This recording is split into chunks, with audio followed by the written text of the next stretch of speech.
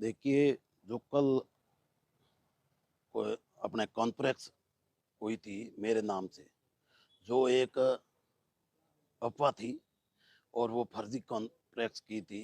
कुछ बाहर बाहर की विधानसभा के लोग आकर के अपने राजनीतिक स्वार्थ के लिए मेरी राजनीतिक हत्या करना का प्रयास किया। मैं उन्हें एक ही सलाह दूँगा कि आप अभी तक इतने बड़े नेता नहीं हो कि आप मन चाहे उसकी विधानसभा में जाकर के उसका आप राजनीतिक गला घोंटने का प्रयास मत करो, क्योंकि मैं भी एक किसान का बेटा हूँ, गरीब घर से निकला हुआ व्यक्ति हूँ और मैंने 5 साल पार्टी का प्रयास किया आगे बढ़ाने का कारबा, और हर दिन रात में जनता के बीच में रहा, जनता का मेरे को आशीर्वाद मिला और जनता के आशीर्वाद से ही मैंने टिकट लाने का प्रयास किया था और फिर मेरे को टिकट भी दिया।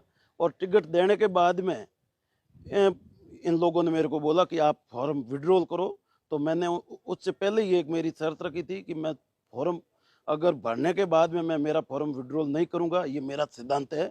क्योंकि मैं इस इन लोगों में से नहीं हूं कि आज भरो कल फॉर्म विड्रॉल कर लो।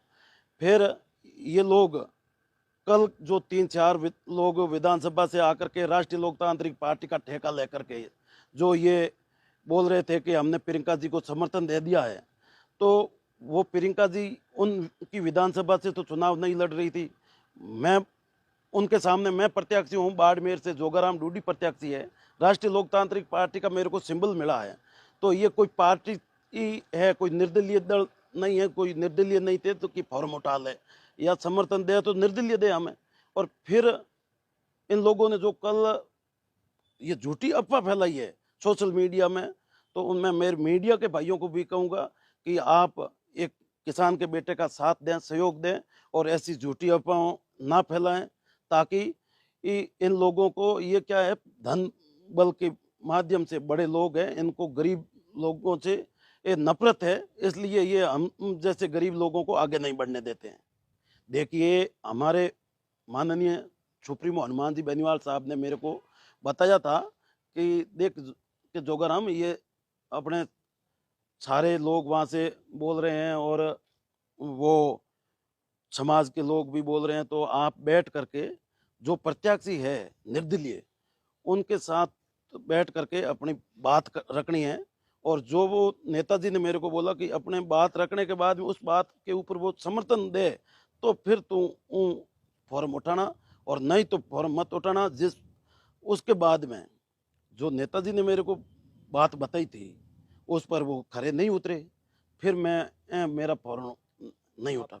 नहीं, देखिए, मैंने प्रियंका चौधरी से मिलने का प्रयास किया था, लेकिन प्रियंका जी से मेरी मुलाकात नहीं हुई। फिर मैंने जो प्रियंका जी के समर्थक मेरे पास में आए थे, मैं झूठ नहीं बोलूँगा, मैं मेरे 3 बच्चों की कसम खा के बोल रहा हूँ कि मेरे पास में प्रियंका जी के समर्थक आए और उन्होंने मेरे को बोला कि आप समाज के हित में न नेताजी से बात हो गई, न उमेश जी से बात हो गई, न आप फॉर्म विड्रॉल कर लो। तो मैंने उनको एक ही बोला कि भाई हमारा नेताजी का आदेश है, उस पर मैं खरा उतरूंगा।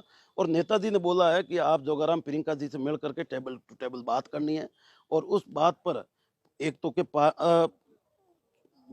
पार्ट कॉन्फ्रेंस करे तो आप प्रियंका के साथ में करोगे और पार्टी के झंडे के साथ समर्थन दोगे, और प्रियंका जी दूसरी सीटों पर हम हमें समर्थन देगी और आगे के चुनाव के अंदर हमारे साथ में रहे, तो आप उनको समर्थन देना।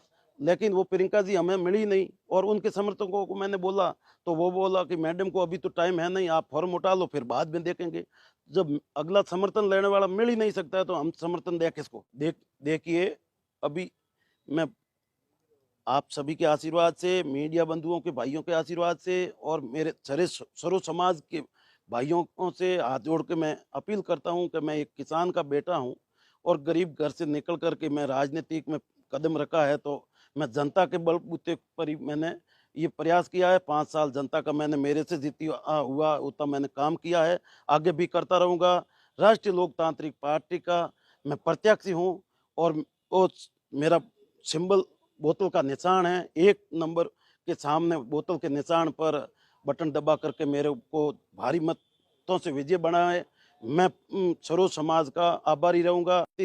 गला घोटने का इन लोगों ने प्रयास किया है, उनको आप नकारें और मेरा समर्थन दें। मैं बड़ी मजबूती के साथ मैं मैदान के अंदर हूँ, चुनाव लड़ रहा हूँ और आप मीडिया बंधु भाई भी इस मेरी आवाज़ को हर घर तक पहुँचाएं ताकि मेरा सरो समाज साथ दें।